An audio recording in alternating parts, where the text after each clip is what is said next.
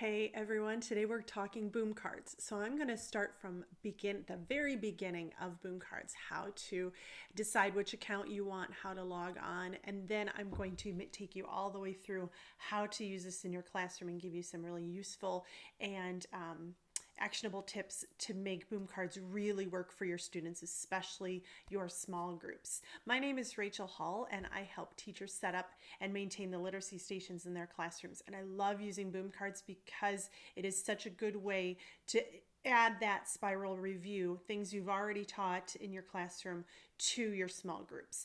And that, especially right now when everything's digital, this is the perfect platform for it.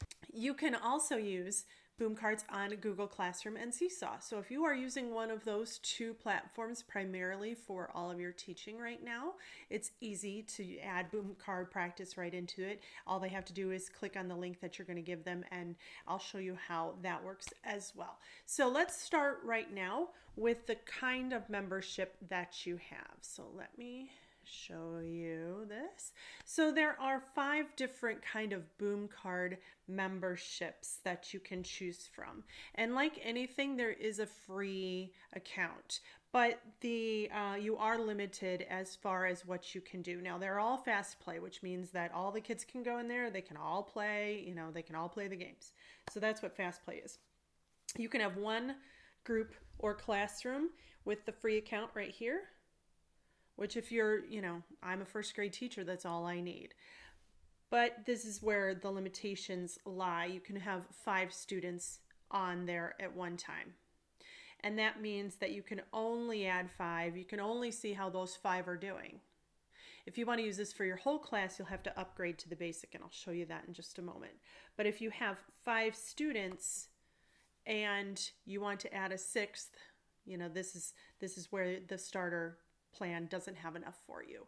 But if you're just starting out, I would absolutely recommend using that for maybe your 5 kids who are maybe in RTI or just need that extra practice, and you can give them those skills that they need, and that's special for them because these are fun to play.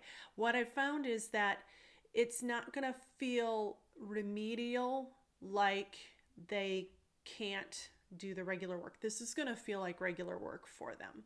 And so if you want to make your RTI kids, your struggling readers, the ones that are severely below grade level, feel special, that they get to do something fun, by all means, this would be perfect for them because only they get to play it. But I found I had to upgrade really quickly because, you're not always going to have 5 kids who need the extra practice. So I went ahead and went up to the basic. But also you can make 5 of your own activities on the free.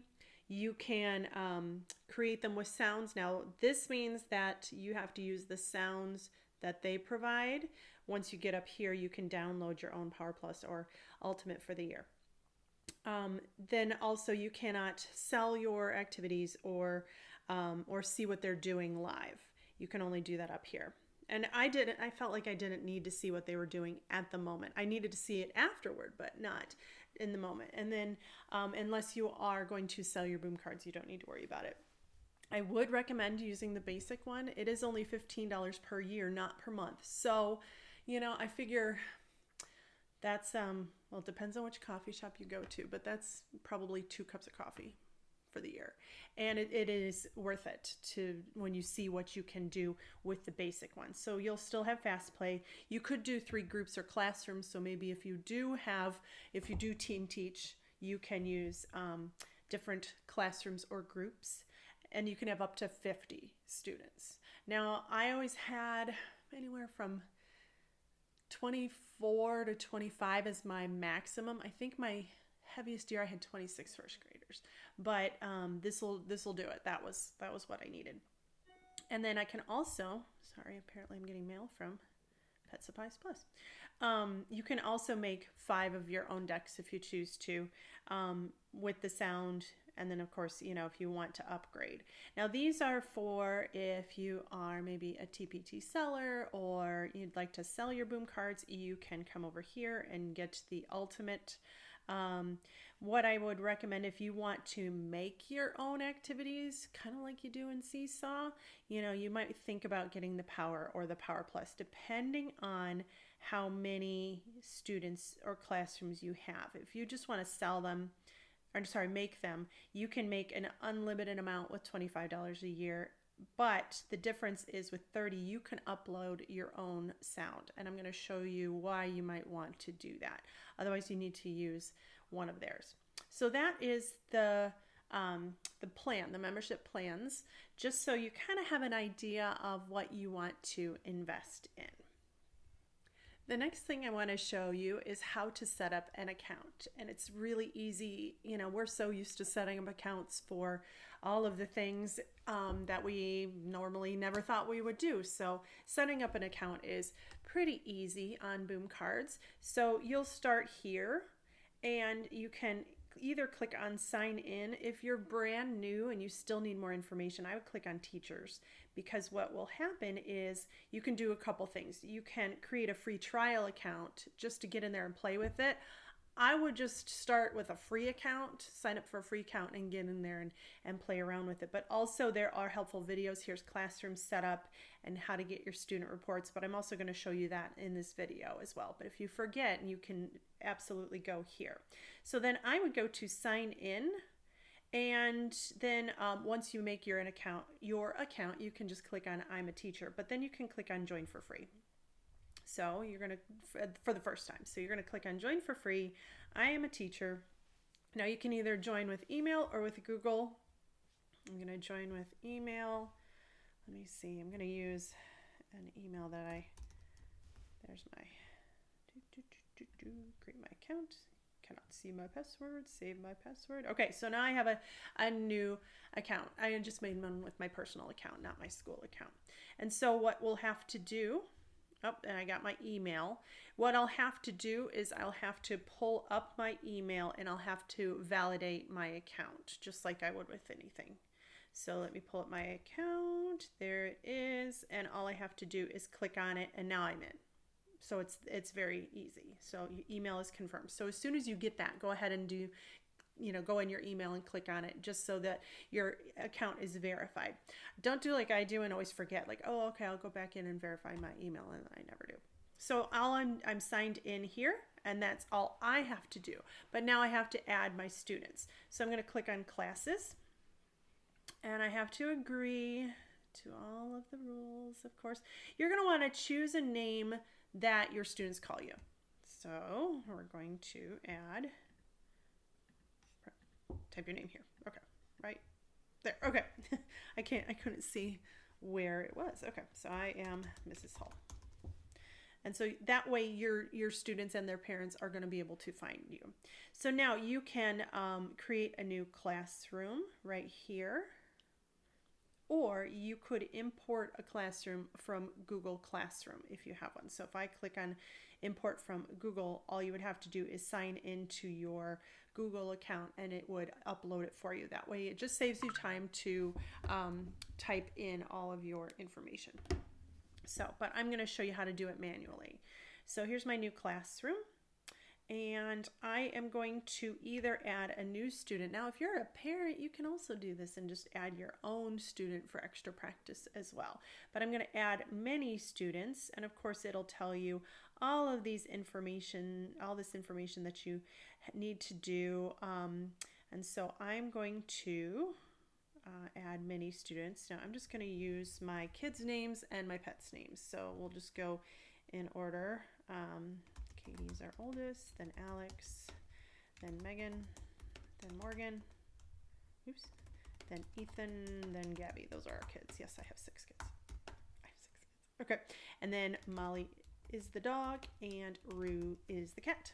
Now, default password is what they're going to use to log on. And if you're teaching first grade, it's okay to have the same password that's easy to remember across the board. The older the kids get, the more they can have individual passwords. I've never really found in Boom Cards that they go in with someone else's passwords and play their games, because they're going to have enough to do for them. You know, certain platforms or web-based learning things have, coins they can use. And a lot of my students would try to sneak in under someone else's name and use their coins. And so we had to really crack down on the passwords. I never really needed to. So in my classroom, my kids always knew my favorite animal is a sea turtle. And so I taught them to spell turtle. So turtle. And so we added students. I could have used cat, but I thought I would challenge them, and they get it like that. They really do. So there's add students. Okay. Maximum students. Oh, see, I have the free ones. So I need to take a couple people. Oh, they took them off for me. So let me go ahead and do that. Again, if I have, if I had the basic program, I could have put all of them in there. Now I can also go in here and change their username. This is going to be too complicated for them. So guess what, their username is going to be just their name. I'm going to go in there. It is an extra step, but it doesn't take too terribly long. Username Ethan. Oh, okay, I get it. You have to do, it is across the board. So maybe Alex, and then my room was A8. Oops, Alexa, that's funny. A8. Nope, can't do any numbers. A8. There you go. Alex-A8. So maybe Ethan-A8. Ooh. Katie-A8. That way they can log in as themselves without needing to remember something that is not too hard. All those letters and numbers. But if they know their room number, you can also do, I was the busy bees, that was our theme. And so maybe Alex Bees, you can make that something simple for them to do, but it does have to be common across the boom card thing. So you can't just have one username for your class. And really, it's going to be just like Google Classroom or Seesaw, that once they're logged in, they should be able to stay logged in. So you just need to keep a record of it. Okay, so now I have my students and they are all set to go. All right, let's find some boom cards for your kids to play. So I'm going to go straight back to boom cards right here. And I clicked on the library. Now I don't have any new, I have not purchased or made a card yet. And so this is blank, but this will tell you how it works. These are all the different things that you can do and how to search it by the ones you've purchased. But instead, I'm going to go to store right here. And this is where you're going to find your boom cards. Now, I should tell you that it is called a deck. Think about a deck of cards, same thing. You get a whole deck, here's a box full of cards. And so it's the same thing. The product is the deck, and the cards are all of the activities or the slides like you might be used to for Google or for Seesaw. So that's deck and cards. So even though they're called boom cards, they're in deck. And so you can look through here and search for anything just like you would with Teachers Pay Teachers. Now, if you are familiar with Teachers Pay Teachers, you are also going to be able to get boom cards on Teachers Pay Teachers and buy those as well and use them the same way. But you can also get them here. The difference that I found, the biggest difference that I found is that while Teachers Pay Teachers, you are, it is in dollars and cents. This is in points. And usually it is 100 points for $1. So this one would be equivalent to about $2 or $3. $4 for 400 points, or $2.50 would be $2.50. The prices are about the same depending on the amount of slide. See, I mess up all the time. Cards that are in a boom deck. So you can kind of judge by the price how many points there are by how many slide decks are, cards that are in there. So let me start over again. You can kind of see how many cards are in a product by seeing how many points they have. But also, if you click on one, like I'll click on this one right here, it will tell you how many cards are in there, the grade, and the subject, just like you would with Teachers Pay Teachers. So let's go back to my store. And I'm just going to grab a free one here. So I'm going to click on Find Free. And this is a way you can just check things out. So let's just do this one. It's a cute little yesterday was Groundhog Day. So we're going to click on this. Now I can add it to my cart, or since it's free, I can add it right to my library. If you have a paid account, you need to just add it to your account first. You can also do previews. So if I wanted to see a preview of this, I would click on this and it would play the game for me. And that way I can decide. I like that feature a lot because then I can decide, yes, this is going to work. How many times have you bought something that you think is going to be one way and it just really quite wasn't there? So you have a lot more preview here. So I'm going to add it to my library. Okay. Now let's go back to my library, and there you see it there. So here's how to assign the boom cards to your students. So I'll go back to boom cards here, and I've already added my Groundhog Day activity here. And you can also read, if you forget, especially if you're new, what's the difference between assign and fast play, and how to add things to your classroom. So this will stay up here, I hope, because I always feel like I need, even if, especially if I haven't done this for a while, it's been a month or two, I don't remember unless I'm really used to it. So the difference between assigning your boom cards to your students and fast pins is that fast pins means they can play it right away and you're not going to get the in-depth reports. So that might be something that you can do one-on-one during a Zoom call right now. If you have, you've got to do Zoom calls and you just kind of want to review one-on-one with a student, you can do a fast play of a boom card and the student and you can do that together. Maybe you can put it on your screen and they tell you and it goes. They tell you the answer and it will go through. Otherwise, you might want to assign these to your students. So I'm going to click on Action and then Assign. So I want it to go to all 5 of my students right now. If I go to Classes, I can click on my class right here and see my assignments here, or I can assign more decks here. So now that they have this assigned, you can see that it's assigned. So let's go to Reports. Now you see your classroom. You can see which decks are currently assigned, and you can separate them by folders. Maybe you can do a completed folder too. So right now this is currently assigned. So if I want to see the reports, I will click on that one and I will be able to see in a second. I'm going to show you that my students have not started. So that is a really good benefit of boom cards, is you'll be able to see how many have started and how many have not. Another thing that you can do is you can add assignments to just 1 or 2 students. And I would do that by going in here to my classes, and then I would choose per student. So if I clicked on this down arrow for Alex, then I can assign something directly to Alex as well. And so that way you can differentiate between your students.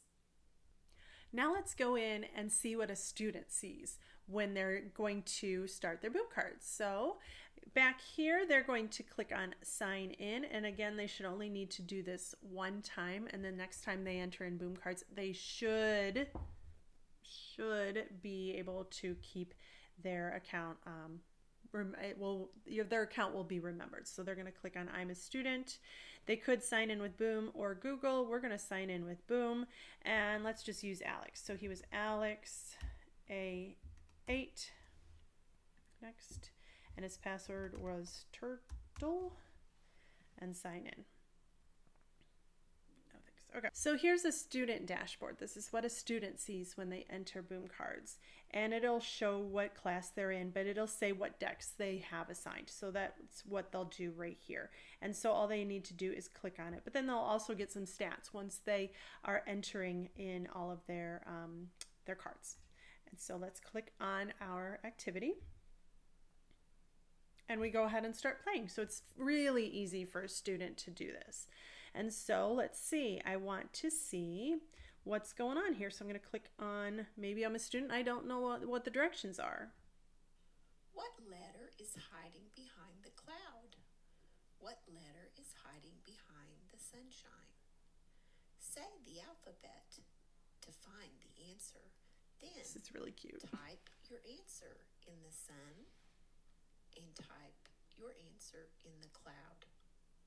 Okay, so I'm going to show you how to do it correctly, and the next card I'll show you how to do it incorrectly. So I'm saying I'm going to follow my directions. A, B, C, D, E. I'll click there and I'll type that in, and then I'll go and O, P.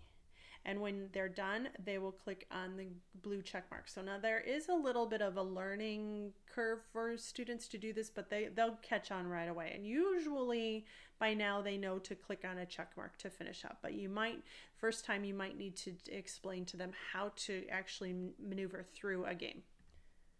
And so then you get a nice little ding, and then you get the next card that rolls right in. And so I'm assuming this is going to be the same direction. A lot of really good quality boom cards have that audio direction on there, which is really nice. So I'm going to get one wrong so you can see what it looks like when you're playing it, and then also you can see in Alex's reports how he did. And so let's see, I'll do E there and W. So then when I click on submit, it'll have me try it again. So then I will want to do H and N.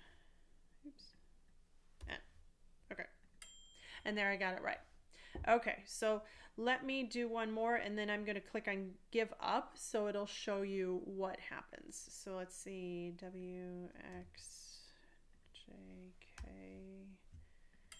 Okay, now also if I have something, my kiddos really didn't use this much, but older kiddos might. If there's something you want to come back and look at again, you can click on remember. Maybe you really like the game, you can click on remember, and that will go back into their account, and they can always go back and look at that.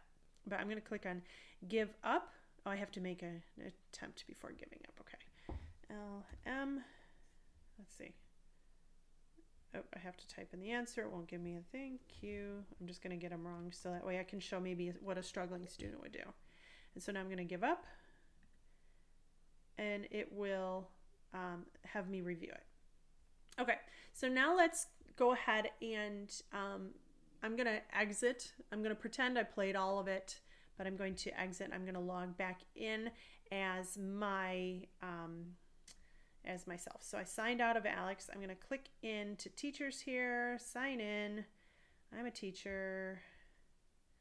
And then I'm going to sign in with my username and password. There we go. Okay, now I'm back to my account. And so what I'm going to do now is I'm going to go to reports. Now you will see, I can click on my classroom and let's see how they did. So now,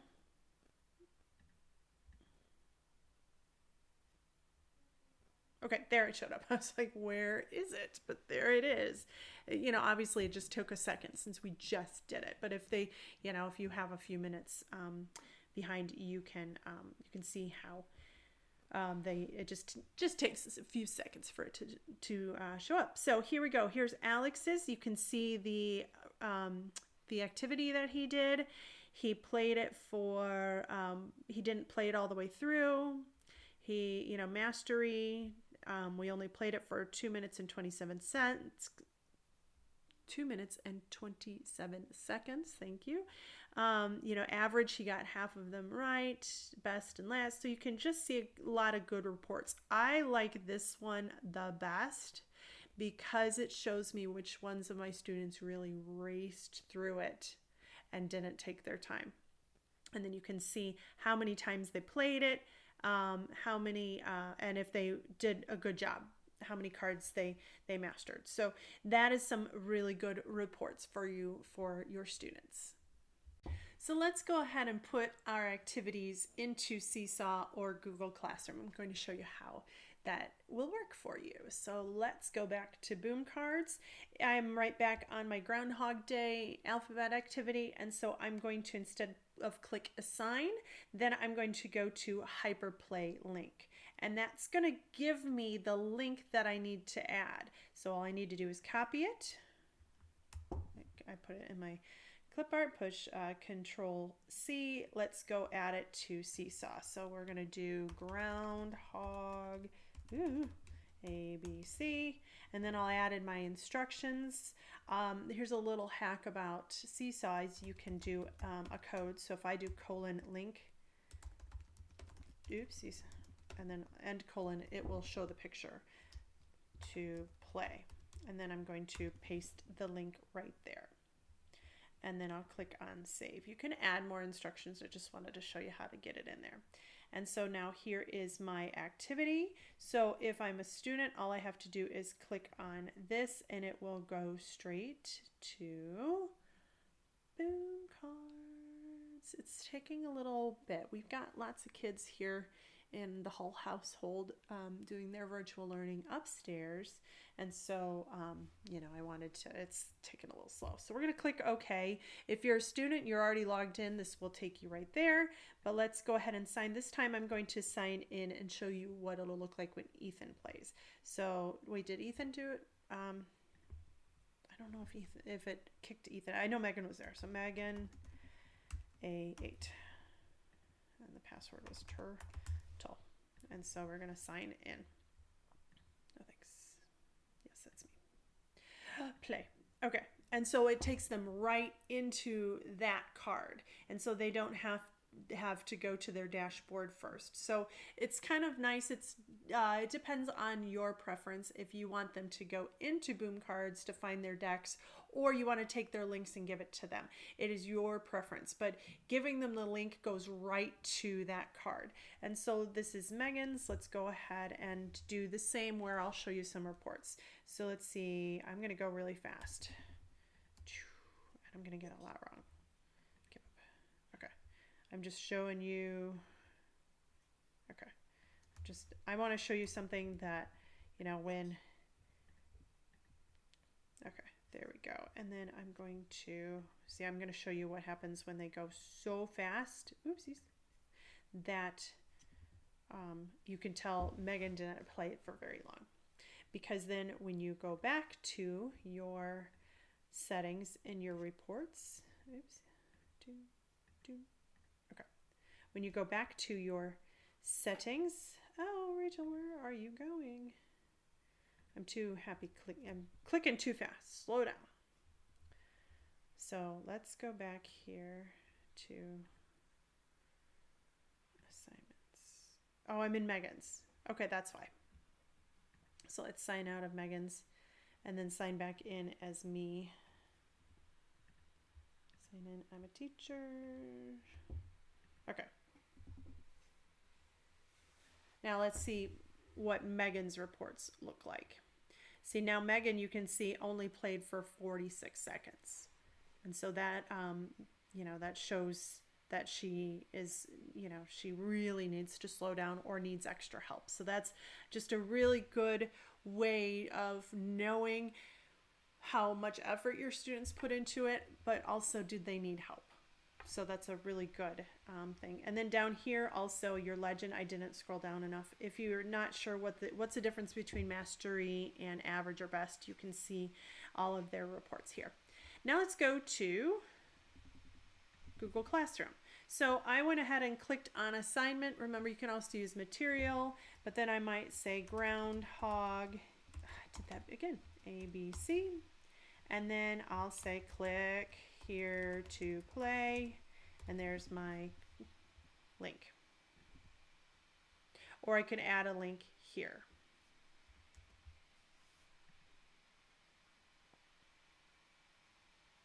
And then when your student clicks on it, it will open up, and then they'll need to log in again. Let's do Katie this time. Password turtle. And then here we go. There's Katie. There, she can always find her name, and then play. And now Katie's playing. So what can you use boom cards for? Really anything. Math, English language arts. A lot of older kids use them too, which, kind of surprised me because I always thought they were kind of cutesy, on the more cutesy side. But these are really good for just memorization, any kind of flashcard things as well. But there's also reading passages on there where you can click on the comprehension. The games vary. You can click and drag. You can click the correct answer. There's multiple choice. There's fractions on there. There's so much. So just imagine any activity that you would like to purchase on TPT, but also set to digital interactions. So I really like how engaging and interactive these are. I use these for my literacy stations daily, mostly for writing and my spelling station. But I am starting to do a lot more with my reading comprehension station as well, just because they can read a text passage and then choose the correct answer. So it's really good for those reading comprehension strategies. Let me show you what I've got in my store so you can kind of see what's coming up if you are a first grade teacher. So this is actually my Teaching Firsties with Mrs. Hull store. And right now I only have 7 things in there because I'm starting to create them. I've been using them for a long time, but I'm starting to create them to meet the needs of my students and for other students. So this one's the new one. This one's really cute. So they click on, let me show you a preview. So you can listen to the word. Cut. And then they can drag the word to feed the farm animal. Isn't that cute? And so let me show you if you get it wrong. Tub. So if I click on that, and then it's incorrect. What I really like about the words that I chose is that it just makes them think a little bit extra hard. So this is short vowels, obviously, and this just changes the vowel. The rest are going to be the same. So they just have to really look at what is that vowel sound. And so that is one of them. But then I also do a lot of writing ones as well. So here are some sentence scramble activities that are really fun. So they have the preview and then they need to drag the words down in order so they can listen to the sentence and then reconstruct the sentence as well. So again, open up your free account. It can't hurt. If anything, then you can just walk away from it, no harm done. But I would get in there and really play around with what's available for your students, and then you'll be able to see what you can use boom cards for to meet their needs. And you can also say, I know that this group of students really needs help with their math facts. So go find a math fact activity and add it in there. There are some great quality ones in boom cards for you to use. I hope this was really useful for you. If it was, click on like and subscribe because that shows this to more teachers and that way I can help them with their boom cards. But otherwise, I hope you have a wonderful day. Get in there and practice. You can't break it. And I hope you have a good one. Bye.